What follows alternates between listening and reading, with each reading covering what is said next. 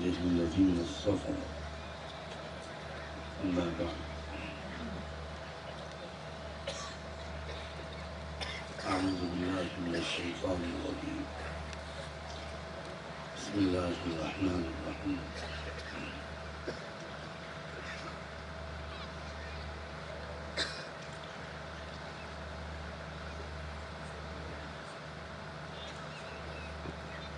عسى أن تكرهوا شيئا وهو خير لكم وعسى أن تحبوا شيئا وهو شر لكم والله يعلم وأنتم لا تعلمون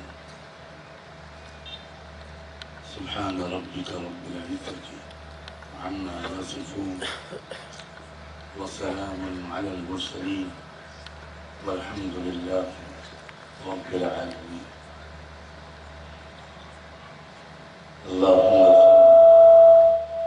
اللهم صل على سيدنا محمد وعلى آل سيدنا محمد وبارك وسلم.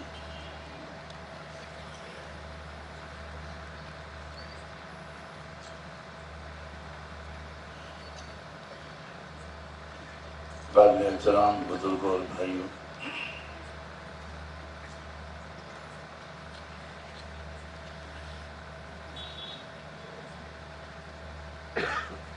بہت ہی مختصر بات کر پاؤں گا.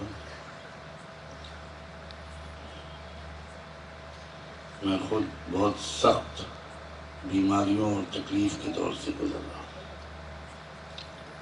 چند منٹ بیٹھنا بھی یا تھوڑی دیر بیٹھنا میرے لیے بہت مشکل ہے، اور میں اسی لیے کچھ تاخیر سے آیا تھا کہ مجھے انتظار نہ کرنا پڑے. لیکن ہمارے یہاں کی روایات ایسی ہیں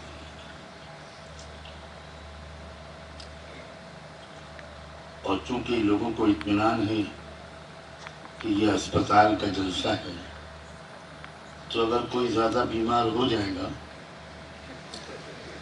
تو ہم اس کا علاج بھی کرتے ہیں.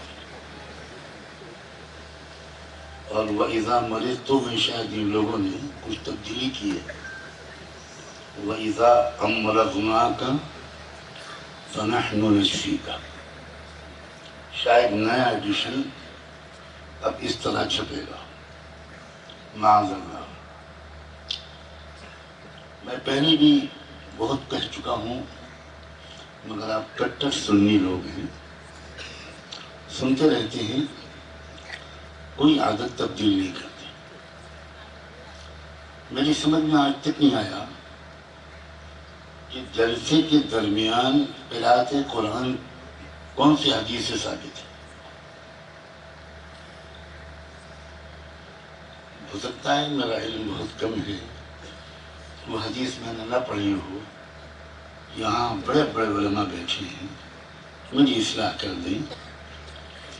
یہ کب ثابت ہے کہ صحابہ کرام اللہ کے رسول کے سامنے بیٹھے ہوئے ہیں اور حضور کچھ بات فرما رہے ہیں اور اس کے بعد کہا جائے کہ اب ابی ابن کعب تشریف لائیں اور قرأت قرآن فرمائیں؟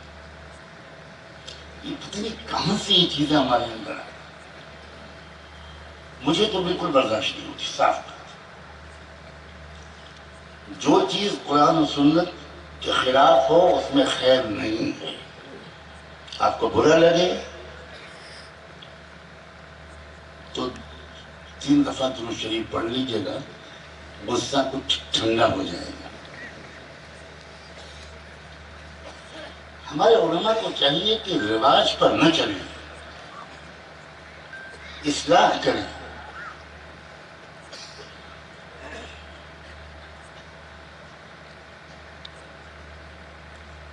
عملی قومیں باتوں میں وقت نہیں ضائع کرتی.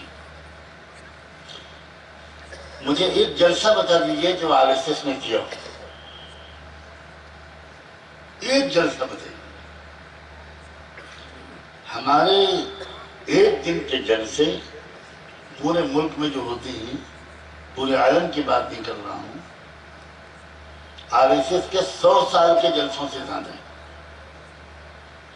کام کرنے والی قومیں کچھ اور ہوتی ہیں، باتیں کرنے والی قومیں کچھ اور ہوتی ہیں، اور ہم دنیا میں سب سے زیادہ باتیں کرنے والی قوم بن چکے ہیں۔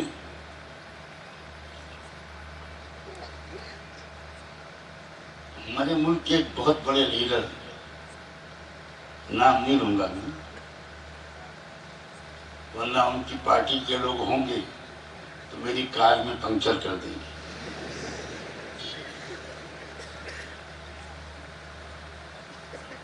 وہ لیڈر ایک دفعہ میرے پاس آئے، کہنے لگے نعمانی صاحب میں اس وقت آپ سے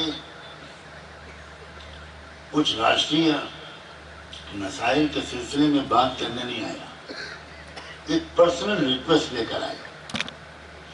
میں حیران رہ گیا کہ وہ بہت بڑے لیڈر اور میں غریب مولوی۔ میں نے کہا فرمائیے کیا بات ہے؟ کہنے لگے آپ اپنا یا اپنے جیسے کسی کا ایک پھیپھڑا مجھے دلوا دیجیے۔ پھیپھڑا سمجھتے ہیں؟ کیا کریں گے آپ اس کا؟ کہنے لگے آپ لوگوں کے پاس جو پھیپھڑے ہیں رات رات بھر تقریر کرتے ہیں اور سانس نہیں پھولتی، اور ہم آدھے گھنٹے کی تقریر میں بھاشن کے بعد حالت خراب ہو جاتی۔ یہ ہے لوگوں کا ہمارے بارے میں تبصرہ۔ کہتی ہے تجھے خلق خدا غائبانہ کیا۔ آپ ہمارے جلسوں سے لوگ ڈرتے نہیں، لوگ مذاق اڑاتے ہیں۔ میں چونکہ سب قوموں سے ملتا ہوں، سب قوموں کے لیڈروں سے میری بہت اچھے تعلقات اور ملاقاتیں رہتی ہیں، اور کبھی کبھی وہ کھل کر بات کرتی ہیں۔ کہتے ہیں خدا کے لیے اپنی قوم کے لوگوں کو سمجھائیے کہ بولا کم کریں، جلسے کم کیا کریں، زمینی محنتیں بڑھائیں۔ خدا جانے کب یہ تبدیلی ہمارے اندر آئی۔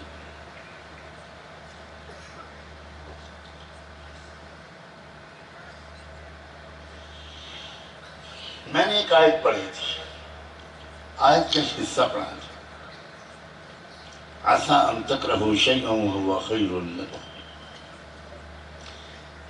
ہو سکتا ہے کہ ایک چیز تم کو اچھی نہ لگے، بہت بری لگے، ناپسند ہو، مگر وہ تمہارے لیے مفید ثابت ہو۔ اور یہ بھی ہو سکتا ہے کہ کوئی چیز تم کو بہت اچھی لگے اور وہ تمہارے لیے نقصان دہ اور بری ثابت ہو۔ وَاللَّهُ يَعْلَمُ وَأَنْتُمْ لَا تَعْلَمُونَ، اللہ جانتا ہے اور تم نہیں جانتے۔ جب اس ملک کی آزادی کے سلسلے میں قربانی دینے والوں نے قربانیاں دی تھی تو ان کو ایک امید تھی، ان سے ایک وعدہ کیا گیا تھا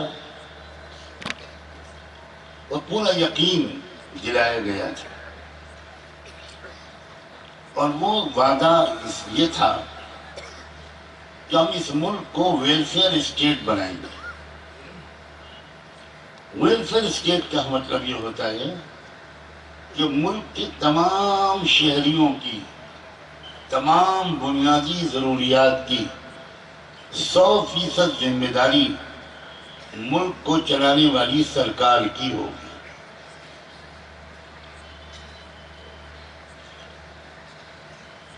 بنیادی تعلیم، بنیادی ایجوکیشن ہر شہری کی بنیادی ضرورت ہے۔ وعدہ کیا گیا تھا کہ 100% بھارت کے شہریوں کو، ہر بچے کو، ہر بچی کو ضروری تعلیم ملے گی۔ تعلیم امیروں کے بچوں ہی تک محدود نہیں رہی۔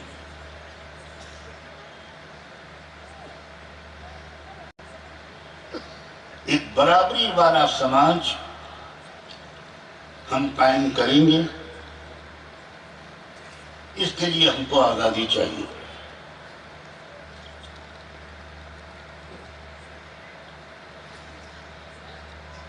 ملک کے تمام شہریوں کو علاج معالجے کی یکساں سہولت حاصل ہو، ہر غریب سے غریب مریض کو وہی شاندار علاج ملے گا جو کسی امیر کو مل سکتا ہوگا۔ امیر اور غریب کے درمیان، شہری اور دیہاتی کے درمیان کوئی فرق نہیں ہوگا۔ تعلیم، صحت، جان مال، عزت و آبرو کی حفاظت، یہ بنیادی چیزیں ہیں جن کی سرکار ضمانت لے گی اور سب کو ملے گی۔ اس بات کو کا یقین دلایا گیا، اسی لیے لوگوں نے آزادی کی عظیم جد و جہد میں تن من دھن لگا دیا، اور دستور جب بنا ملک کا تو اس میں کچھ رہنما اصول لکھے گئے جس کو دستور کی انگریزی زبان میں ڈائریکٹیو پرنسپلز کہتے ہیں۔ رہنما اصولوں میں لکھا گیا جب ملک کی معاشی پالیسی ایسی بنائیں گے کہ امیر اور غریب کے درمیان کوئی زیادہ فرق نہ رہے، اس میں لکھا گیا کہ تعلیم اور صحت جیسی بنیادی ضرورتیں بھارت کے ہر ناگرک کو حاصل ہوں گی۔ جو علاج کی سہولت کسی لکھ پتی کروڑ پتی کو ملے گی، وہی علاج کی سہولت ایک غریب کسان کے بیٹے کو بھی ملے گی۔ یہ دستور میں لکھا گیا۔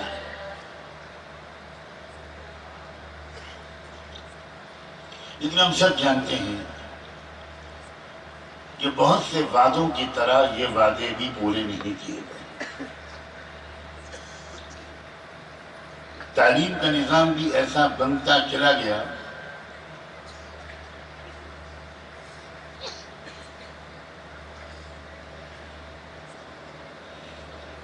کہ صرف امیروں کے بچوں اور بچیوں کو بہت اعلیٰ تعلیم مل سکتی ہے،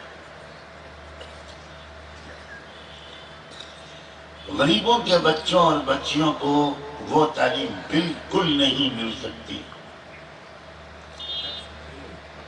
یہ تو اللہ نے مدرسوں کا جو نظام اس ملک میں چلوایا، مدرسوں کے نظام کا ایک بہت بڑا پہلو یہ ہے کہ مدرسوں کے نظام کے اندر امیر اور غریب بچے کا کوئی فرق نہیں۔ اس فرق کو دستور ہند میں جو بیان کیا گیا تھا، ملک کی سرکاروں نے تو نہیں مٹایا، لیکن مدرسوں اور مکتبوں نے مٹا دیا۔ غریب سے غریب بچہ، غریب سے غریب گھرانے کا طالب علم، وہ قرآن و حدیث کا، علوم دینیہ کا بہت بڑا ماہر بن کے نکلتا ہے۔ کبھی زندگی میں مدرسے کی تعلیم کے دوران اس کو ایک دن بھی اپنی غربت کا احساس نہیں ہوتا، اسے اس کا بالکل احساس نہیں ہوتا کہ میرے کلاس کے، میرے درجے کے جو امیر بچے ہیں ان کو کوئی اور تعلیم مل رہی ہے اور مجھے وہ تعلیم نہیں مل پا رہی۔ یہ خیال کبھی کسی مدرسے اور مکتب کے بچے کے ذہن میں نہیں آتا۔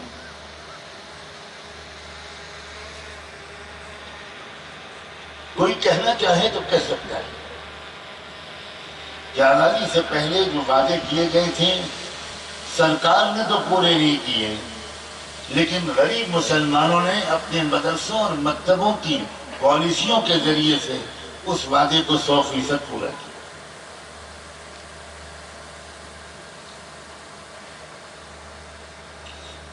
یہ مدرسے سرکار سے ایک پیسہ بھی نہیں لیتے، سرکار پر بوجھ نہیں بنتے،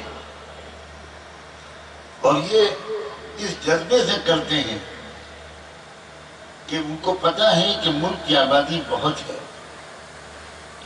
سرکار پر بہت بڑا بوجھ ہے، تو مدرسے اور مکتب کے لوگ یہ کہتے ہیں سرکاروں سے کہ ہم آپ کا جتنا بوجھ بانٹ سکتے ہیں بانٹ رہے ہیں،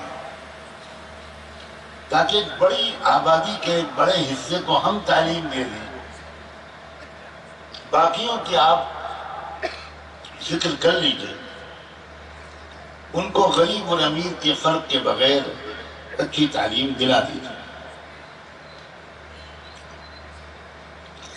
مدرسوں اور مکتبوں کے ذریعے سے بچوں کی تعلیم کی ضرورت پوری ہو رہی ہو، مجبور ہوتے ہیں جب ان کے پاس سالانہ اتنی بچت ہوتی ہے یا اتنی آمدنی ہوتی ہے۔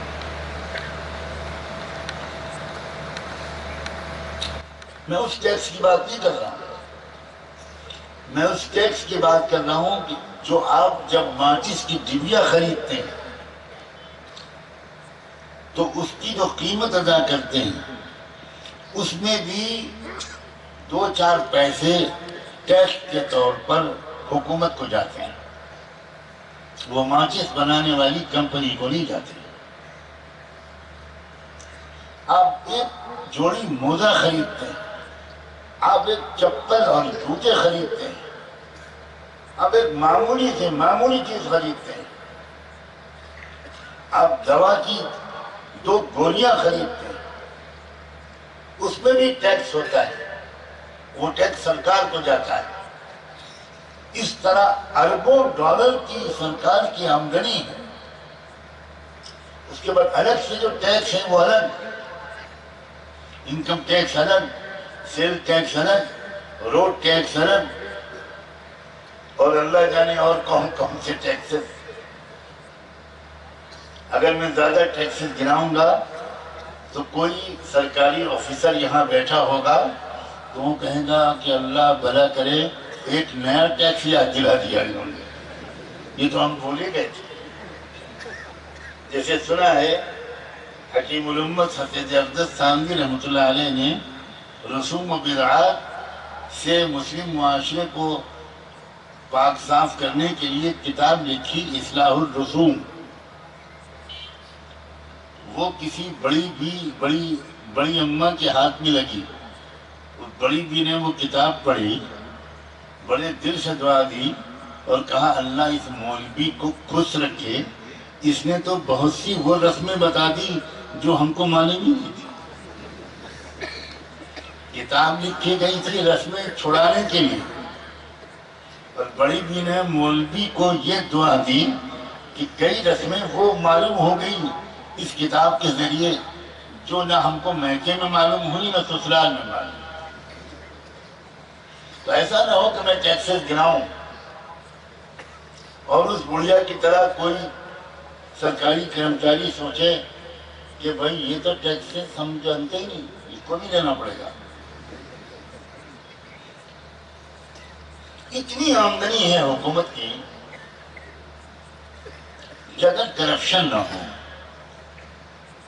اور کاش کہ کبھی وہ ایک دن ایسا آ جائے جو کرپشن کے بغیر ہم کو دیکھنے کو مل جائے، اگر بے ایمانی نہ ہو، اگر لوٹ کھسوٹ نہ ہو، اگر دیش کی محبت اور واقعی دیش کی ترقی کی سچی خواہش ہو، اگر واقعی دیش واسیوں کی زندگی کو اوپر اٹھانا سرکاروں کو مقصود ہو، تو اتنی آمدنی ہے کہ ہمارا ملک چند سالوں کے اندر دنیا کا سب سے خوشحال ملک بن جائے گا، اتنی آمدنی ہے۔ لیکن ایسا نہیں ہو رہا، ملک میں علاج مہنگے سے مہنگا ہوتا جا رہا ہے، غریب مریض کو اچھا علاج نہیں مل پا رہا، غریب بچے کو، غریب لڑکے لڑکی کو اچھی تعلیم نہیں مل پا رہی۔ اب میں اس کو سامنے رکھ کر وہ آیت پڑھی تھی کہ عسى ان تکرہوا شیئا وهو خیر لکم. اگر یہ صورتحال ہے اور واقعی یہ صورتحال ہے کہ سرکار نے جو وعدہ کیا تھا دستور میں جس کا ذکر کیا گیا وہ وعدہ پورا نہیں کر رہے، تو ٹھیک ہے، ان کو یہ یاد دلانا جس طریقے سے مناسب ہو یاد دلایا جائے، احتجاج کیا جائے، پروٹیسٹ کیا جائے، مطالبے کیے جائیں، میمورنڈم دیے جائیں. یہ سب کام وہ لوگ کریں جو اس میدان کے شہسوار ہیں. میں تو اس وقت کچھ اور بات کہنا چاہتا ہوں. سرکاروں کے اس نکمے پن نے، سرکاروں کی اس وعدہ خلافی نے، میرے الفاظ پر غور کیجیے گا، اس نکمے پن نے، اس وعدہ خلافی نے ہمیں اور آپ کو ایک زبردست موقع دے دیا، اور موقع یہ دیا کہ ہم یہ سوچیں کہ ہم رحمت للعالمین کے امتی ہیں. اب ہم اپنے اس ملک کے غریب بچوں کو بھی اچھی سے اچھی تعلیم دلائیں گے، اپنے مال جمع کر کے، اپنے چندے کے ذریعے، اپنے تعاون کے ذریعے. اب ہم اپنے شہر، اپنے ضلع، اپنے آس پڑوس کے بیماروں کو اچھے سے اچھا علاج کروائیں گے، اپنا مال قربان کر کے. ہم خود کریں گے، ہم اپنے پیروں پر خود کھڑے ہوں گے. ہم بلا کسی فرق اور بھید بھاؤ کے، دھرم، ذات، نسل، زبان، علاقہ، کسی چیز کے فرق کے بغیر ہم ہر مریض کا اچھے سے اچھا علاج کم سے کم داموں میں، یا ممکن ہو تو ایک حد تک بغیر کسی قیمت کے، ہم اپنی جیب سے مال قربان کر کے ہم کریں گے. اس خلا کو ہم پر کریں گے، اس کمی کو ہم دور کریں گے. آپ سوچئے کہ کتنا زبردست موقع اللہ نے بھارت کے مسلمانوں کو دیا ہے. اب ذرا تصویر کا ایک مثبت رخ دیکھنے کی عادت ڈالیے. ایک رخ یہ ہے کہ سرکار اپنا فرض ادا نہیں کر رہی، سرکار غریبوں کا علاج نہیں کروا رہی، سرکار غریب بچوں کو تعلیم نہیں دے رہی، سرکاری اسپتالوں میں صحیح توجہ نہیں دی جا رہی، صحیح علاج نہیں ہو پا رہا. جس تعداد میں اسپتال ہونے چاہیے نہیں کھل پائے اب تک. اسپتالوں میں جس طرح کی سہولتیں ملنی چاہیے نہیں مل پا رہی. جو سہولتیں امیروں کو مل جاتی ہیں وہ غریبوں کو نہیں ملتی. اب اس صورتحال پر آپ تنقید کریں، ملامت کریں، احتجاج کریں، یہ بھی ٹھیک ہے. یہ وہ لوگ کریں جو اس لائن کے ماہر اور رہنما ہیں. تصویر کا دوسرا پہلو یہ ہے، وہ تصویر کا دوسرا پہلو یہ ہے کہ جب یہ کام سرکار نہیں کر رہی ہے تو ہم تو انسانیت کے خدمت گزار ہیں، ہم تو رحمت دو عالم کے امتی ہیں. ہم خود اپنے پیسے جمع کر کے اپنے علاقے کے اندر اسپتال کھولیں گے، ایسے اسپتال اور اسپتالوں کا ایسا نظام چلائیں گے جہاں غریبوں کو علاج وہی میسر آئے جو امیروں کو میسر آتا ہے. ہم غریبوں کو مفت یا بہت سستا علاج دیں گے، امیروں سے پیسے چارج کریں گے، اور اس پیسے کو صرف کما کر اپنی جیب میں نہیں ڈالیں گے بلکہ اسی پیسے کو اسی اسپتال کے غریب مریضوں کے علاج پر خرچ کریں گے.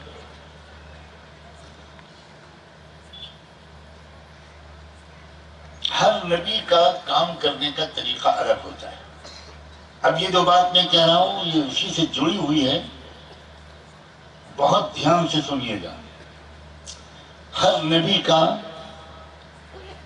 اپنی قوم میں کام کرنے کا طریقہ الگ ہوتا ہے.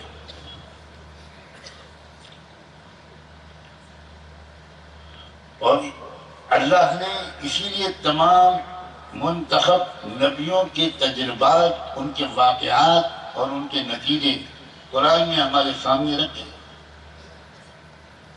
اور ان سب کا مجموعہ بنا دیا خاتم النبیین سیدنا محمد الرسول اللہ صلی اللہ علیہ وآلہ وسلم۔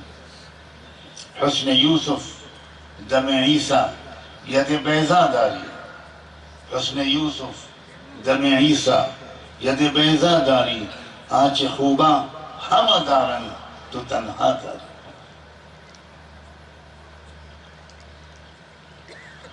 اب ایک ملک ملا تھا یوسف علیہ السلام۔ میں ایک نبی کا کام کرنے کا طریقہ اور اس کا نتیجہ سنانا چاہتا ہوں۔ کام کرنے کا صرف ایک ہی طریقہ، نبیوں کا طریقہ نہیں ہوتا۔ کام کرنے کے الگ الگ بہت سے طریقے ہیں جو الگ الگ نبیوں نے اپنے اپنے دور میں اللہ کے رہنمائی میں اختیار کیا۔ یوسف علیہ السلام کو جو ملک ملا، جو قوم ملی، جو زمانہ ملا، جو دور ملا، وہ دور تھا جس میں کہ وہ ملک ایک بھکمری اور غذائی بحران کے کنارے پہنچ گیا تھا، کگار پر کھڑا تھا۔ ایک ایسا سوکھا، ایک ایسا فوڈ کرائسس، ایک ایسا غذائی بحران اس ملک میں آنے والا تھا کہ لاکھوں لوگ یقیناً فاقوں کا شکار ہو کر مرتے، یقینی طور پر یہ ہونے والا تھا۔ ٹھیک اسی موقع پر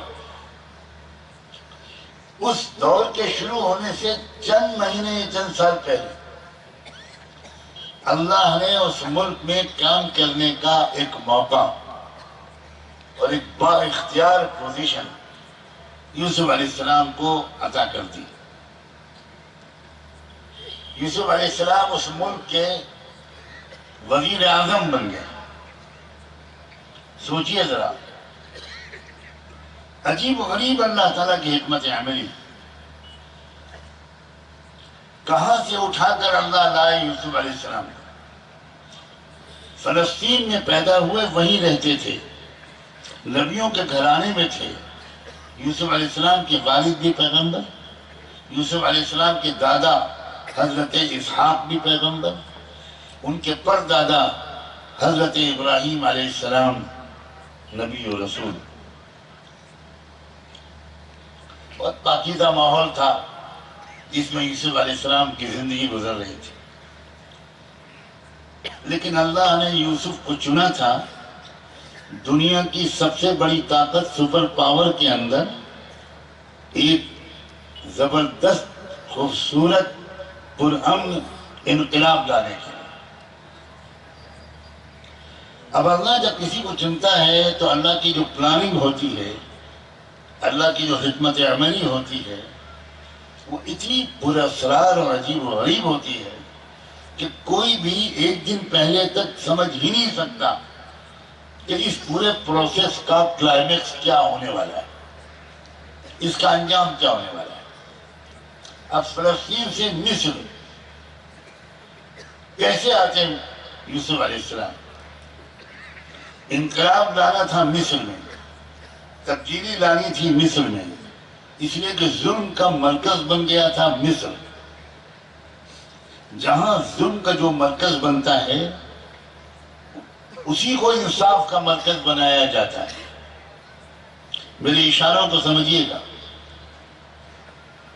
جب وقت آ گیا کہ ظلم کے مرکز مصر کو انصاف کا عالمی مرکز بنایا جائے تو اس کے لیے اللہ نے خاموشی سے انتخاب کر لیا ایک نوجوان بچے کا کہ اس کو بڑا کر کے اور مختلف طریقے سے ٹرین کر کے، تربیت سے گزار کر، اس کے ذریعے مصر میں وہ زبردست پرامن صالح تبدیلی، وہ پیسفل انقلاب، اس کے ذریعے لاؤں گا، اللہ نے طے فرمایا۔ چنانچہ یوسف کے بھائیوں کے دل میں ایک جلن پیدا ہوئی، کیونکہ یوسف علیہ السلام اپنے کیریکٹر کی وجہ سے، اپنی عادت کی وجہ سے، اپنے ادب اور مینرز کی وجہ سے اپنے والد کے سب سے چہیتے بیٹے تھے، اور جو بیٹے تھے ان کے وہ ذرا دوسرے قسم کے تھے. تو والد ان کے جو تھے وہ سب سے زیادہ پیار اپنے چھوٹے بیٹے سے کرتے تھے. اب ان بھائیوں کے دل میں جلن پیدا ہوئی کہ ابا جو ہیں وہ سب سے زیادہ اسی کو چاہتے ہیں. تو انہوں نے آپس میں مشورہ کر کے یہ طے کیا کہ جب تک یہ رہے گا ہماری طرف ابا کی توجہ نہیں ہو پائے گی، اس کو راستے سے ہٹانا پڑے گا. چنانچہ راستے سے ہٹانے کی انہوں نے کوشش کر ڈالی اور ایک اندھے کنویں میں جا کر ڈھکیل کے چلے آئے. انہیں نہیں خبر تھی کہ یہ جو کچھ وہ کر رہے ہیں اگرچہ گناہ کے طور پر کر رہے ہیں اپنے طور پر، مگر وہ اللہ کی پلاننگ کے تحت ہو رہا ہے. اب وہ بچہ کنویں میں ڈال دیا گیا. بڑے اطمینان سے گھر واپس آ گئے کہ خس کم جہاں پاک یوسف کی موب لنچنگ کر دی ہم نے. ہو گیا قصہ پاک. اب کیا ہوا؟ ایک قافلہ گزر رہا تھا مصر کا کاروبار کر کے. ان کے پاس پانی ختم ہو گیا تو اس قافلے کا جو ذمہ دار تھا پانی لانے کا، اس سے کہا گیا کہ جاؤ تلاش کرو، کہیں تم کو کوئی کنواں نظر آئے تو پانی لے کر آؤ. وہ شخص گیا اور ٹھیک اسی کنویں کے پاس پہنچا جس کے اندر پڑے ہوئے تھے یوسف علیہ السلام. آگے بڑھنے سے پہلے یہ سوچئے کہ اسی جگہ پر پانی کیوں ختم ہوا؟ یہ اتفاق سے ہوا یا اللہ کی پلاننگ سے ہوا؟ وہیں پانی ختم ہوا، وہیں انہوں نے اپنے آدمی کو بھیجا. اب دوسری بات یہ سوچئے کہ وہ اسی کنویں کے پاس کیوں پہنچے؟ اتفاق سے ہو گیا یا اللہ کی پلاننگ سے ہوا؟ اللہ کی کائنات میں کوئی چیز اتفاق سے نہیں ہوتی. اب جو پانی تلاش کرتے ہوئے وہاں پہنچے وہ لوگ اور انہوں نے پانی کے لیے نیچے کنویں میں جھانکا تو پانی کے بجائے ایک بڑا خوبصورت ہونہار نوجوان اندر نظر آیا. مارے خوشی کے ان کی تو عجیب حالت ہو گئی. یا بشرا ھذا غلام، ارے آگ لینے آئے تھے، پیغمبری مل گئی، پانی لینے آئے تھے، یہ تو بہترین مارے غنیمت مل گیا. نکالا انہوں نے یوسف، لے گئے، لے جا کر انہوں نے غلاموں کی منڈی میں اس کو بیچ دیا.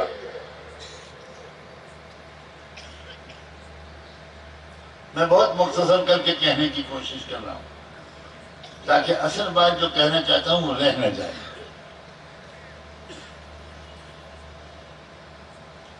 اب جس وقت یہ غلاموں کی منڈی میں خریدار کے انتظار میں بیچارے غلاموں کے ساتھ بیٹھے ہوئے تھے، اسی وقت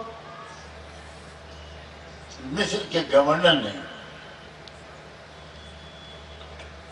یہ طے کیا کہ بھائی مجھے ایک محل میں ایک بڑے سلیقہ مند خدمت گزار کی ضرورت ہے.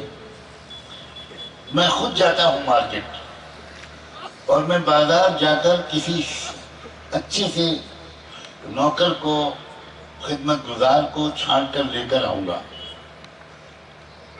کبھی آپ نے سنا ہے کہ بادشاہ یا وزیر اعظم بازار میں خریداری کے لیے خود جاتا ہوں؟ مگر یہ جو ہو رہا ہے وہ اللہ کی پلاننگ سے ہو رہا ہے. آج بھی جو ہو رہا ہے وہ اللہ کی پلاننگ سے ہو رہا ہے. میری اصل منشا کو سمجھتے رہنا. خالی مصر و فلسطین میں گھومتے مت رہو، بار بار بیچ میں احمد آباد بھی آؤ، پٹن شریف بھی آؤ،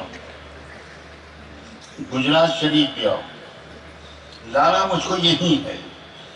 مصر سے بہت جلدی واپس آئیں گے ہم اپنے بھارت میں۔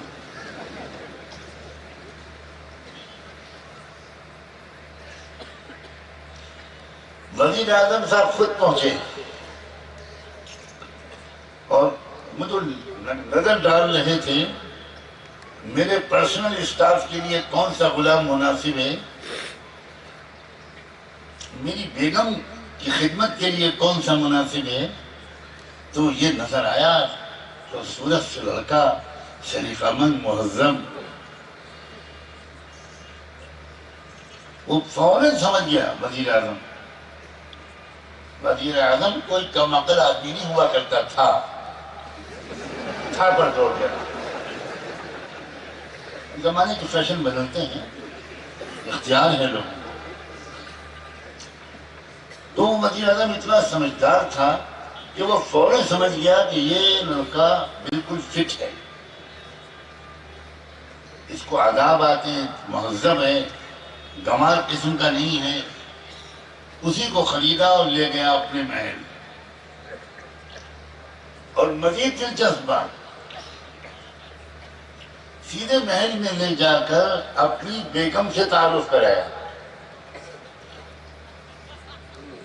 ہر وزیر اعظم ایسا تو نہیں ہوتا کہ رابطہ نہ کر پائے، تو اس نے اپنی وزیر اعظم سے جا کر کہا، بیوی سے جا کر کہا، اکرمی مثواہ عسیٰ ان ینفعنا او نتخذہ ولدا۔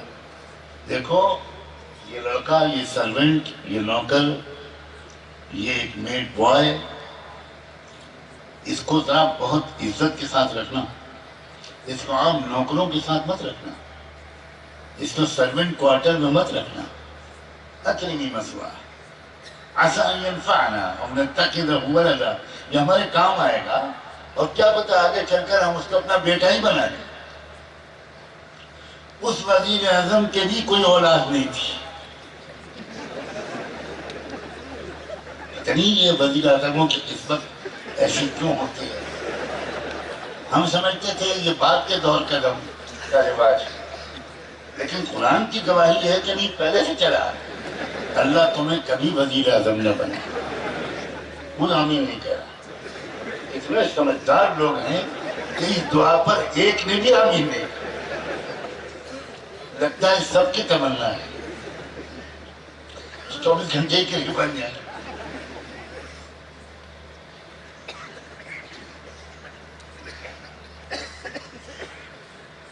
اب بیگم نے کہا کہ بہت صاحب آپ کا حکم ہے، اکرمی مثواہ عسیٰ ان ینفعنا، ہو سکتا ہے یہ ہمارے کام آ جائے، او نتخذہ ولدا، یا ہم اس کو ہی اپنا بیٹا بنا لیں۔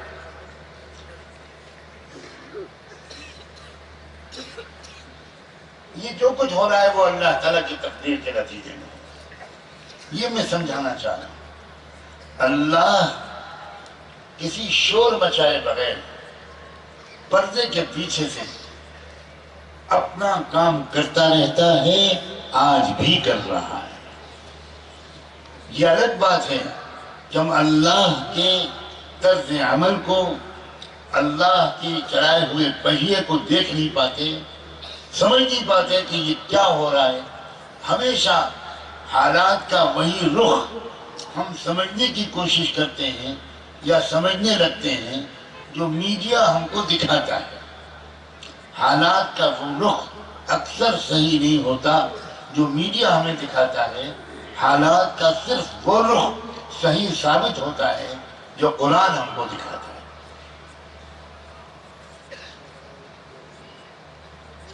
اب بیگم صاحب اس نوجوان لڑکے پر دیوانی ہو گئی اور طرح طرح سے اس کو برائی میں پھنسانے کی کوشش کرنے لگی۔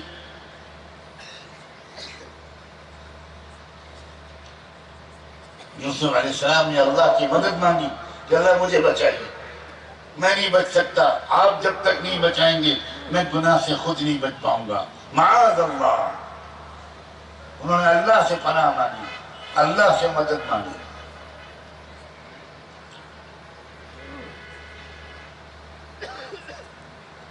وہ رنگے ہاتھوں بیگم صاحب پکڑ لی گئی تھی اور یہ بات ثابت ہو گئی تھی کہ یوسف نے کوئی چھیڑچھاڑ نہیں کی تھی، ساری شرارت خود بیگم صاحب کی تھی، اور یہ خبر پھیل گئی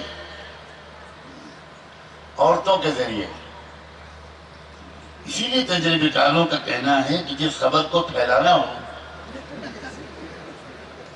آپ خود ہی سمجھ لیں تو میں جملہ پورا کیوں کروں، اور ساتھ میں یہ بھی عورتوں سے کہہ دینا چاہیے کہ یہ کسی کو بتانا مت۔ تو وہ عورت اپنی سہیلی سے یہی کہہ کے بتائے گی کہ تم میری ڈیئرسٹ فرینڈ ہو، بیسٹ فرینڈ ہو، اس لیے میں تم کو بتا رہی ہوں، کسی اور کو مت بتا۔ عورتوں کے ذریعے یہ خبر ملک میں پھیل گئی، قرآن کہہ رہا ہے۔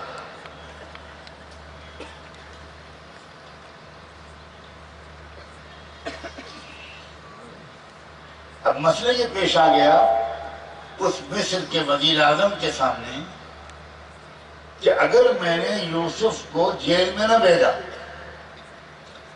تو عوام یہ یقین کر لیں گے کہ اصل بدماشی بیگم کی تھی، یوسف بے گناہ تھی، صرف اس لیے جانتے ہوئے کہ یوسف بے گناہ ہیں یوسف کو جیل میں ڈال دیا گیا۔ بے گناہوں کو جیل میں ڈالنے کا رواج بھی نیا نہیں ہے۔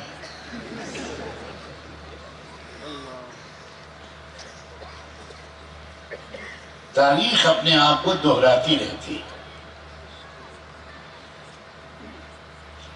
اب یوسف جیل میں چھوڑ دیے گئے۔ اللہ کے ہر فیصلے کے پیچھے حکمتیں ہوتی ہیں۔ کیوں جیل میں بھیجے گئے؟ سب سے پہلے کنویں میں کیوں ڈالے گئے؟ کیا اللہ بچا نہیں سکتا تھا؟ کیا یوسف کے دلوں سے اس برے خیال کو، یوسف کے بھائیوں کے دلوں سے اس برے خیال کو نکال نہیں سکتا تھا؟ پھر یوسف کنویں سے نکل کر بیچے کیوں گئے غلاموں کی طرح؟ کیوں بکنے دیا اللہ نے؟ اور پھر وہ مصر کے گورنر کے گھر میں کیوں گئے؟ ذرا سوچنے کی عادت ڈالیں اور ہمارے علماء قرآن کی گہرائیوں کو سادہ لفظوں میں عوام کے سامنے رکھیں۔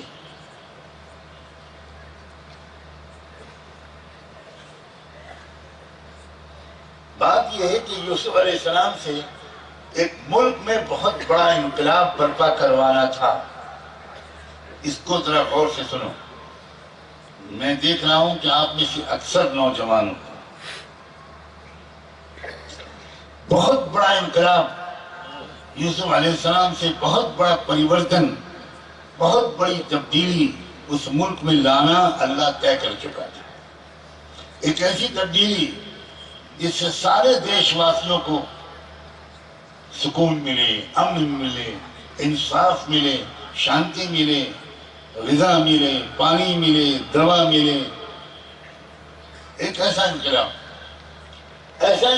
جو رہبر لا سکتا ہے، جو لیڈر ایسا انقلاب لا سکتا ہے، اس کو کئی طرح کے حالات سے گزرا ہوا ہونا چاہیے، اس کو بہت تربیت یافتہ ہونا چاہیے۔ یوسف علیہ السلام پل رہے تھے پیغمبروں کے گھر میں، پیغمبروں کے خاندان میں۔ انہیں کیا معلوم کہ سماج میں کتنی برائیاں پھیلی ہوئی ہیں۔ اب یوسف علیہ السلام کو اللہ نے شروع سے وہ تربیت دلوانے کا فیصلہ فرمایا اور وہاں سے نکلوا کر ان کو کنویں میں ڈلوایا۔ وہ عزت کی زندگی گزارتے تھے، سکون کی زندگی گزارتے تھے، شہزادوں کی طرح زندگی گزارتے تھے۔ وہاں سے لے جا کر ان کو کنویں میں ڈلوایا، کنویں سے نکلوا کر بازار میں بکوایا، بازار میں بکوا کر محل میں رکھا۔ وزیر اعظم کے محل میں رکھنے کا کیا فائدہ ہوا؟ یوسف علیہ السلام کو حکمرانی کا طور طریقہ قریب سے دیکھنے کا موقع ملا۔ حکومت چلانا کیسے ہوتا ہے، حکام مہمانوں کا استقبال کیسے کرتے ہیں، حکام معاہدے کیسے کرتے ہیں، حکام دوسرے ملکوں کے یا شہروں کے ذمہ داروں سے باتیں کیسے کرتے ہیں، یہ سب قریب سے رہ کر یوسف علیہ السلام کو دیکھنے کا موقع ملا، اس لیے کہ وہ گورنر کے گھر میں رہے، اس کے محل میں رہے، وزیر اعظم کے محل میں رہے، سب کچھ دیکھا۔ کیونکہ ظاہر ہے کہ جب تک انسان ان سب چیزوں کو قریب سے نہ دیکھے وہ کسی ملک کا شاندار کامیاب حکمران نہیں بن سکتا۔ جب یہ تربیت مکمل ہو گئی، 5 اسٹار قسم کی تربیت، آداب حکمرانی والی تربیت، تب دوسری تربیت کی ضرورت تھی کہ اگر یہ سیدھے اس حکومتی محل سے نکل کر حکمراں بن جائیں گے تو یہ تو سماج کو جانتے ہی نہیں، سماج میں کرمنل کتنے ہیں، مجرم کتنے ہیں، چور اور ڈاکو کتنے ہیں، جھوٹ بولنے والے کتنے ہیں، عزتیں لوٹنے والے کتنے ہیں، سماج کی جو اچھی خاصی بڑی آبادی ہے وہ کس کیریکٹر کی ہے۔ تو تربیت کا دوسرا پہلو مکمل کرنے کے لیے اللہ نے یہ فیصلہ فرمایا کہ اس تربیت کے لیے چلہ 3 چلے کافی نہیں ہیں، اس تربیت کے لیے 8-9 سال جیل میں رکھنا پڑے گا۔ جیل میں جو لوگ بھیجے جا رہے ہیں ہو سکتا ہے وہ اللہ کی مصلحت کے تحت تربیت دلوانے کے لیے بھیجے جا رہے ہوں۔ یہ سن کر لوگ ڈر گئے۔ میں تشکیل نہیں کروں گا ابھی کون تیار ہیں جیل جانے کے لیے، لیکن تشکیل کی ضرورت بھی نہیں ہے، نام تو کہیں اور لکھے جاتے ہیں۔ اور بڑے خوش نصیب ہوتے ہیں وہ لوگ جو تمام تر بے گناہی اور ملک کی خیر خواہی کے باوجود جھوٹے الزامات کے تحت یوسف علیہ السلام کی طرح تربیت کے مقصد سے جیل میں بھیجے جاتے ہیں۔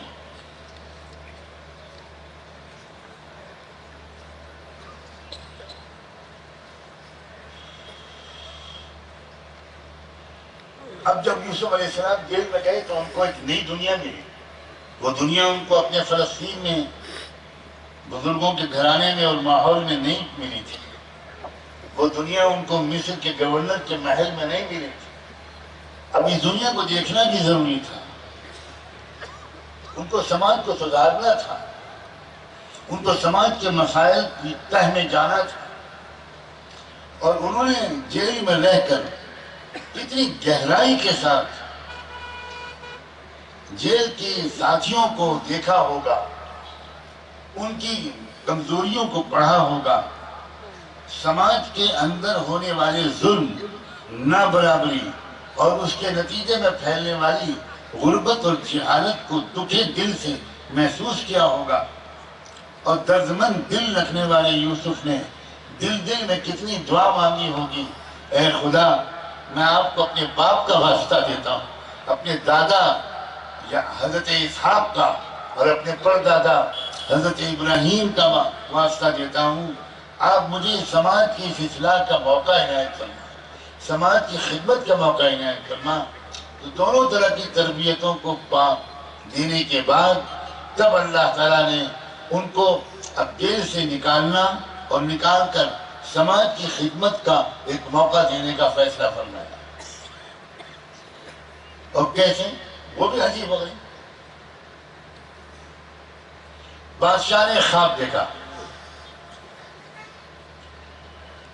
وزیر اعظم کا تذکرہ نہیں کر رہا ہوں، لوگوں کے ذہن پر وزیر اعظم سوار ہوتے ہیں،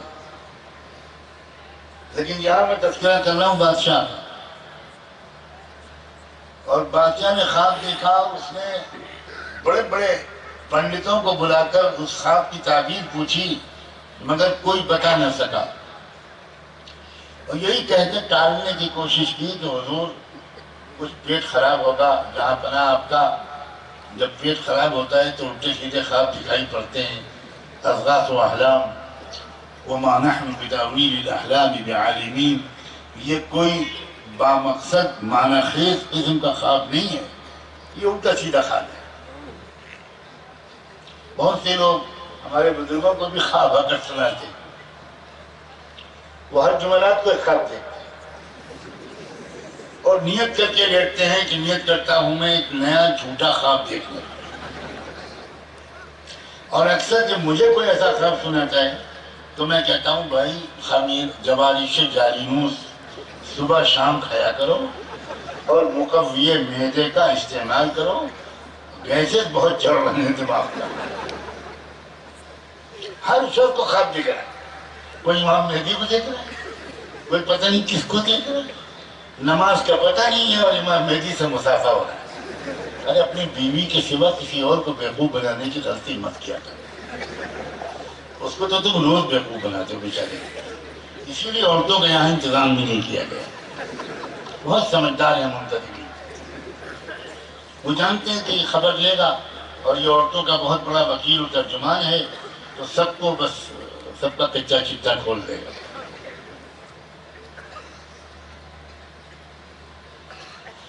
اللہ اکبر.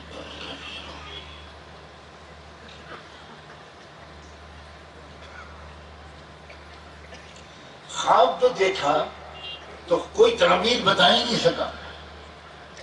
جیل میں ایک شخص تھا یوسف علیہ السلام کا ساتھی، اس کو خواب کی تعبیر بتائی تھی اور اس کے ایک ساتھی کے خواب کی بھی تعبیر بتائی تھی یوسف علیہ السلام نے، جو بالکل سچ ثابت ہوئی. اس کو یاد آیا جب بادشاہ سلامت کو پریشان دیکھا اور اس نے بادشاہ سے کہا کہ جیل میں ایک شخص ہے، بڑی زبردست خواب کی تعبیر کا ماہر ہے، بڑا پاک دامن شخص ہے، الصدیق. آپ مجھے اس کے پاس بھیج دیجئے جیل میں آپ کے خواب کی تعبیر جہاں پناہ میں اس سے پوچھ کر آؤں تو وہ بالکل صحیح تعبیر بتائے گا. بادشاہ نے فوراً بھجوایا اور بڑے سرکاری اعزاز کے ساتھ وہ شخص گیا اور یوسف علیہ السلام سے جا کر بادشاہ کے خواب کی تعبیر پوچھی.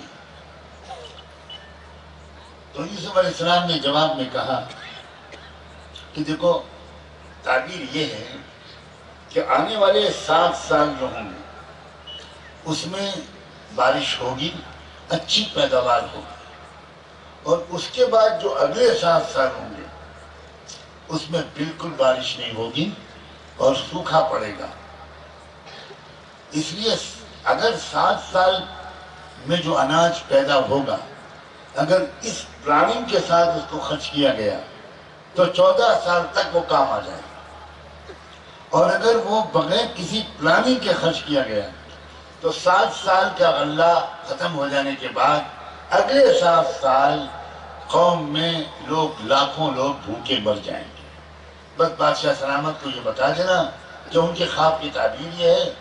اور ایک ترکیب بھی بتاتا ہوں، اس غلے کو اور اناج کو کیسے محفوظ رکھو کہ سال بھر ملک کے شہریوں کو جتنے اناج کی ضرورت ہو صرف اتنا ہی اناج بالیوں کے اندر سے نکالا جائے اور استعمال کیا جائے، باقی سب بالیوں کو محفوظ رکھا جائے. پھر اگلے سال آئے تو اگلے سال کی ضرورت کے حساب سے اناج کو نکال کر تقسیم کیا جائے تو یہ 7 سال کی پیداوار پورے 14 سال تک کام آ جائے. واپس آیا وہ آدمی، اس نے بادشاہ سلامت کو تعبیر بھی بتائی اور وہ حل بھی بتائے جو یوسف علیہ السلام نے بتایا تھا. بادشاہ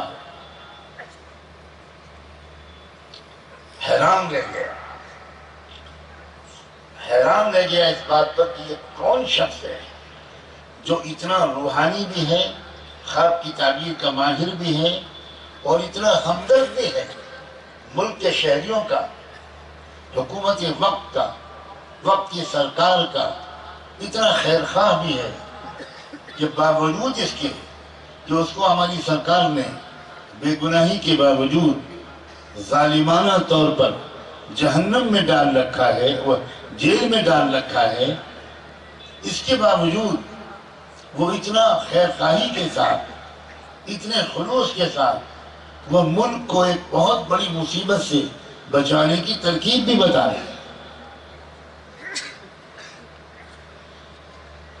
بادشاہ فوراً سمجھ گیا کہ مجھے اس آدمی کی ضرورت ہے۔ اب غور سے سنو، فوراً سمجھ گیا وہ کہ مجھے اس آدمی کی ضرورت ہے۔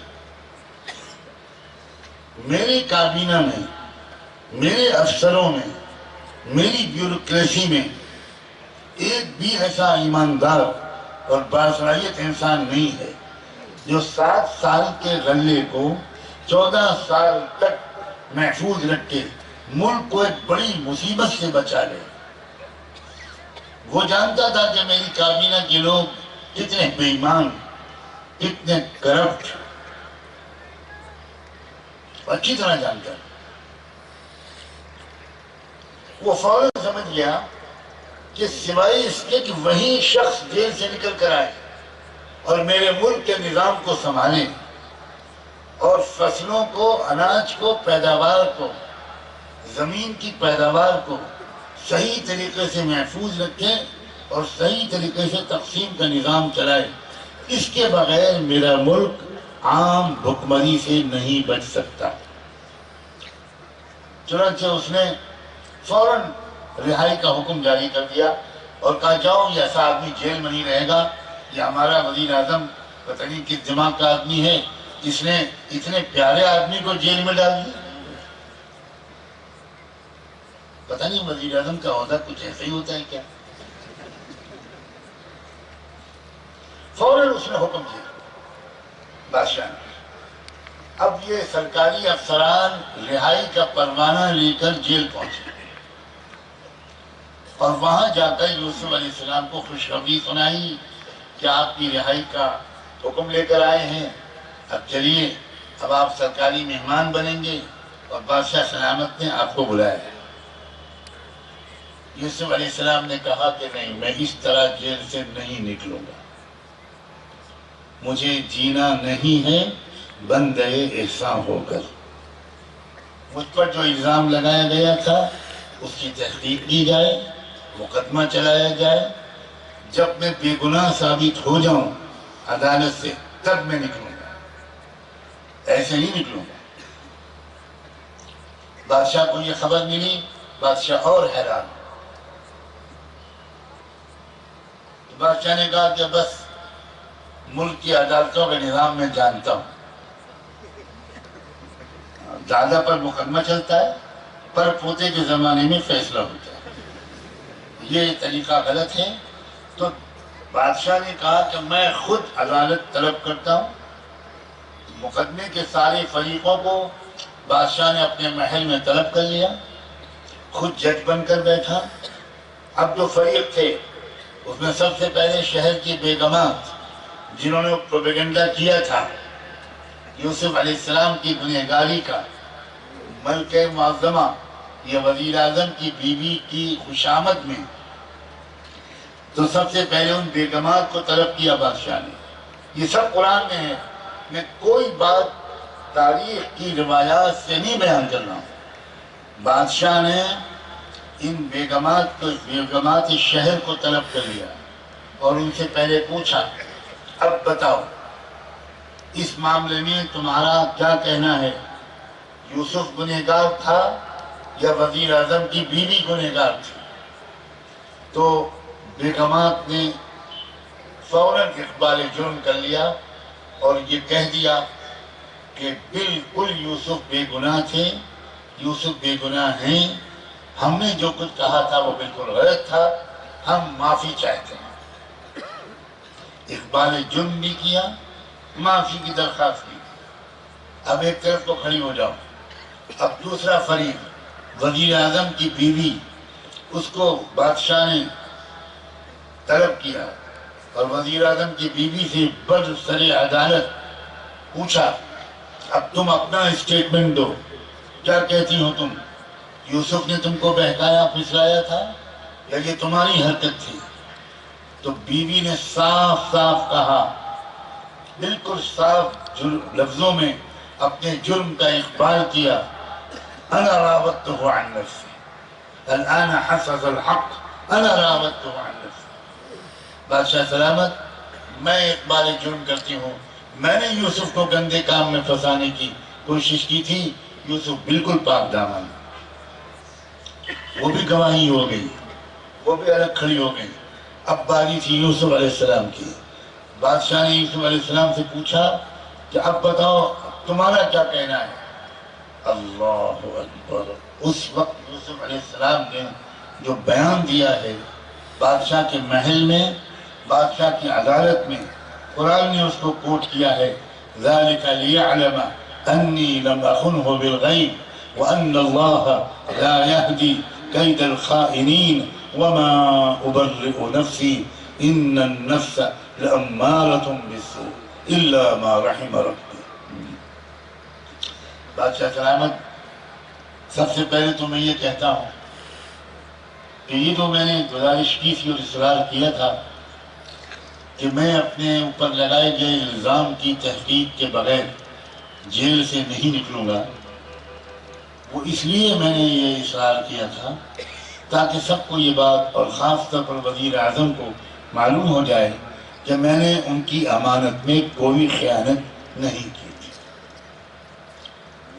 اور یہ بات بھی سب لوگ سمجھ لیں اور دیکھ لیں اور جان لیں کہ اللہ تعالیٰ سازشوں کو ناکام کر کے رہتا ہے، کامیاب نہیں ہونے دیتا۔ وَأَنَّ اللَّهَ لَا يَهْدِي كَيْدَ الْخَائِنِينَ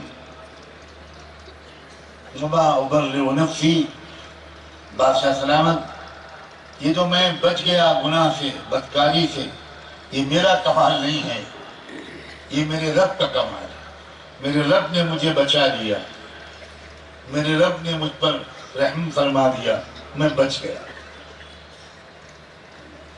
تب بادشاہ نے کہا یوسف سے، تمہاری بے گناہی ثابت ہو گئی، اور بیگمات سے کہا، وزیر اعظم کی بیوی سے کہا کہ تمہارا جرم ثابت ہو گیا۔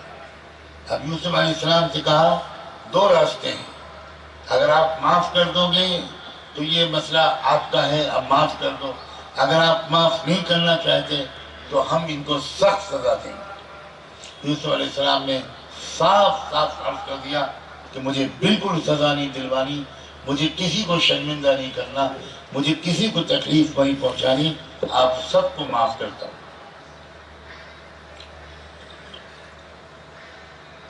اس طرح اب جب یہ کردار سامنے آیا تب بادشاہ سلامت اندر گئے اپنے محل کے اندرونی کمرے میں، جس میں وہ کسی اہم ترین مہمان سے تنہائی میں بات کرتے تھے۔ وہاں پہنچ کر انہوں نے پیغام بھجوایا، ائتونی بہ، یوسف کو میرے پاس لے کر آؤ، تنہائی میں میں اس سے بات کروں گا۔ بالکل تنہائی میں 1 to 1 بادشاہ نے یوسف علیہ السلام سے گفتگو کرتے ہوئے کہا، انک اليوم لدینا مکین امین۔ اللہ اکبر! یوسف، سب کچھ دودھ کا دودھ اور پانی کا پانی الگ ہو گیا، تمہارا کیریکٹر، تمہاری صلاحیت، تمہارے اخلاق سب سامنے آ گئے۔ اس ملک کو اس غذائی بحران سے بچانے کی صلاحیت نہ مجھ میں ہے، نہ میرے کسی عملے میں ہے، صرف تم بچا سکتے ہو۔ اس لیے آج سے میں اس ملک کی حکومت تمہارے حوالے کرتا ہوں۔ صرف سکے پر میرا نام رہے گا، مہر میرے نام کی لگے گی، لیکن پورا اختیار تم کو ہے، تم اس ملک کو بچا سکتے ہو۔ یوسف علیہ السلام نے جواب میں کہا، اجعلنی علی خزائن الارض انی حفیظ علیم۔ بس بادشاہ سلامت، میں مکمل تمام شعبوں کی ذمہ داری ہرگز قبول نہیں کروں گا۔ سب سے خطرناک کرائسس جدھر سے آ رہا ہے، اور وہ ہے پیداوار، اور وہ ہے سوکھا، وہ ہے لوگوں کا بھوک مری کا شکار ہو کر مرنا۔ آپ اس کرائسس کا مینجمنٹ میرے حوالے کر دیں۔ اس مصیبت سے ملک کو، دیش کو، دیش واسیوں کو بچانے کی ذمہ داری میرے حوالے کر دیجئے، میں اس کے سلسلے میں کوشش اور خدمت کرنے کو تیار۔ چنانچہ اس وقت سے یوسف علیہ السلام کو اختیار ملا، وزارت غذا ملی، فوڈ منسٹری ملی، اور یوسف علیہ السلام نے فوری طور پر 2 احکام جاری کیے۔ ایک یہ کہ تمام ملک کے کسانوں کی تمام فصلوں کو سرکار خریدے گی، کوئی عام تاجر کسی غلے کو خرید نہیں سکتا، یہ مارکیٹ میں نہیں بیچا جائے گا، یہ بازار میں نہیں بیچا جائے گا، ورنہ کسان، یہ لوگ، تاجر لوگ من مانی قیمت لیں گے، غریبوں پر ظلم کریں گے، حکومت خود اپنے خزانے سے ان تمام فصلوں کو خریدے گی۔ نمبر 1۔ نمبر 2، ملک کے ہر انسان، ہر معمولی جھوپڑی کا سروے کروایا۔ حضرت یوسف علیہ السلام نے ہر جگہ ہر مکان میں کتنے لوگ رہتے ہیں، کتنے مہمانوں کی امید کی جا سکتی ہے سال بھر، اور سال بھر ان کو کتنے اناج کی ضرورت پڑے گی۔ یوسف علیہ السلام نے ہر گھر کا راشن کارڈ بنوایا۔ لوگوں سمجھو، انسانی تاریخ میں سب سے پہلے سرکاری انتظام میں غلے کی تقسیم اور راشن کارڈ کا بنانا سب سے پہلے انسانی تاریخ میں یہ حضرت یوسف علیہ السلام نے کیا، اور اس کے نتیجے میں یہ ہوتا تھا جب تاجروں کو من مانی دام پر غلے کے بیچنے کا دروازہ بند ہو گیا، اب وہ غلہ سرکار نے خریدا، جو دام دے سکتا ہے وہ دام دے کر خریدے، جو نہیں دے سکتا اس کو سرکار کی طرف سے مفت وہ غلہ دیا جائے گا تاکہ کوئی بھوکا نہ رہے۔ جب یہ کردار دیکھا، اب یہی ہے میری بات کا آخری سب سے اہم حصہ، یوسف علیہ السلام کی یہ اخلاق، یہ حسن انتظام، یہ پروفیشنل مینجمنٹ، یہ ایمانداری، یہ قوم کا درد، یہ بلا کسی دھرم اور کے بھید بھاؤ کے تمام دیش واسیوں کی خدمت کا، خیر خواہی کا یہ جذبہ جب دیکھا تو اب سنو، دیکھتے ہی دیکھتے قوم ایک کے بعد 2، 2 کے بعد 3، ان لوگوں نے یہ کہا کہ بھئی یوسف کا یہ اخلاق یہ ہم کو بتا رہا ہے، یوسف کے اندر جو خدمت کا جذبہ ہے، یہ جذبہ اور سلیقہ ہمیں اس پر مجبور اور آمادہ کر رہا ہے کہ یوسف کا جو دین ہے وہ ہم قبول کرنے کو تیار ہیں۔ بغیر صاف کسی کو دعوت دیے پوری قوم نے اپنا دین بدل لیا، اپنی زبان بدل لی، اور پتہ نہیں کیا کچھ بدل لیا۔ میں اب واپس آتا ہوں اپنے اصل موضوع پر، اور بس چند جملوں میں اس سے پورے جوڑ کر آپ سمجھ جائیں گے یہ جو صورتحال ہے کہ ملک میں سرکاریں عوام کی ضروریات پوری نہیں کر پا رہی، اس نے ایک موقع دیا ہے کہ اگر ہم اپنے پیسے کو صحیح طریقے پر خرچ کریں، شادیوں میں فضول خرچیوں کے بجائے جہاں زیادہ خرچ کرنا چاہیے وہاں زیادہ خرچ کریں، جہاں کم خرچ کرنا چاہیے وہاں کم خرچ کریں، اور اپنے 1، 2، 5 روپے روز بچا کر اپنے علاقے میں اچھی تعلیم کا اور اچھے علاج کا انتظام کریں، صرف مسلمانوں کے لیے ہرگز نہیں، ملک کے تمام شہریوں کے لیے سب یہ بہترین موقع ہے۔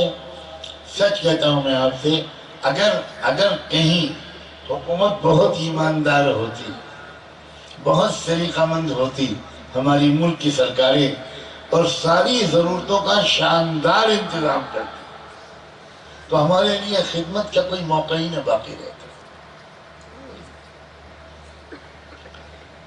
میں یہ تو نہیں دعا کروں گا کہ اللہ ان کو مزید نکمہ بنائے، دعا کی ضرورت بھی نہیں ہے، آبا و اجداد کی دعائیں چل رہی، ہمارے آبا و اجداد نہیں۔ یہ تو بدسلیقگی ہے سرکاروں کی، یہ تو کرپشن اور بے ایمانی ہے، یہ جو نکما پن ہے اس کے اندر خیر کا پہلو بھی ہے، اور وہ یہ ہے کہ اس کے چلتے ایک موقع ہے کہ ہم اس خلا کو پر کریں، ہم اس ملک کے بچوں اور بچیوں کے لیے پاکیزہ ماحول میں اچھی تعلیم کا انتظام کریں، اس اپنے مریضوں کے لیے اچھے علاج کا انتظام کریں۔ یہ ایک موقع ہمارے لیے، ذرا اس رخ پر سوچنا شروع کیجیے۔ مجھے امید ہے کہ یہ اسپتال اس طریقے خدمت کے سلسلے میں ایک سنگ میل ثابت ہوگا۔ اللہ کرے کہ یہ ایک اچھا آغاز ثابت ہو، ایک نمونہ بن جائے، ایک ماڈل بن جائے، تاکہ لوگ دیکھیں، قدر کریں، پسند کریں، اس کے پیچھے چھپے ہوئے جذبات اور نیتوں کی قدر کریں، اور لوگ جگہ جگہ پر پھر اس کو سامنے رکھ کر خدمت خلق کے دوسرے کام کریں۔ ہم کو ایک وسیع میدان ملا ہے، ہر علاقے کے لوگ اپنے علاقے کے لیے اگر کوشش کریں۔ مجھے کتنی خوشی ہوئی یہ بات سن کے کہ اتنا بڑا زمین کا پلاٹ کسی اللہ کے بندے نے اس کار خیر کے لیے بغیر کوئی قیمت لیے پیش کر دیا۔ اللہ بہت جزائے خیر دے، برکتوں سے نوازے، اس کا چپا چپا صحیح استعمال ہو، صحیح استعمال کی توفیق ملے، بڑی ایمانداری کے ساتھ بھی اور بڑی فنی مہارت کے ساتھ بھی، اور بہت انسان دوستی کے ساتھ خدمت کے جذبے سے یہاں علاج ہو۔ جو یہاں سے آ جائے گن گاتا ہوا جائے، صحت کا تحفہ لے کر جائے، خوشیاں لے کر جائے، اچھی یادیں لے کر جائے۔ یہ ہمارا فرض ہے، کسی پر کوئی احسان نہیں، بلکہ بحیثیت مسلمان امت محمدیہ کے ایک فرض ہونے کی حیثیت سے یہ ہم سب کا فرض ہے۔ بس اپنے مال کے خرچ کی ترتیب درست کریں۔ اگر ہم اپنی آمدنیوں اور مال کے خرچ کرنے کی ترتیب ٹھیک کر لیں تو یہ سارے کام انشاءاللہ آسانی سے انجام پائیں گے۔ دل و جان سے دعا ہے اللہ تبارک و تعالی آپ سب کی کوششوں کو، دعاؤں کو، تعاون کو اور جمع ہونے کو بے حد قبول فرمائے۔ وآخر دعوانا ان الحمدللہ رب العالمین۔ سبحان اللہ وبحمدہ، سبحانک اللہم وبحمدک، نشہد ان لا الہ الا انت، نستغفرک ونتوب الیک۔ اللہم صل علی سیدنا محمد وعلی آل سیدنا محمد وبارک وسلم۔ اللہ اپنے کرم سے ہم سب کی خطاؤں کو معاف فرما، ان خدمتوں کو قبول فرما۔ آپ کی جن بندوں نے یہ زمین پیش کی اور آپ کی جن بندوں نے اس کام کا بیڑا اٹھایا، اللہ ان کی مدد فرما، ہر طرف سے تائید فرما، کام کو آسان فرما، صحیح نیت کے ساتھ اچھے معیار کے مطابق اپنے بندوں اور بندیوں کی خدمت کا اور بیماروں کے علاج کا اس کو ایک کامیاب ترین مرکز بنا دیجیے۔ آج کے ہمارے اس پورے اجتماع کو قبول فرما۔ ربنا تقبل منا انك انت السميع العليم وتب علينا انك انت التواب الرحيم، وصلى الله تعالى على خير خلقه سيدنا محمد وعلى آله وصحبه أجمعين برحمتك يا أرحم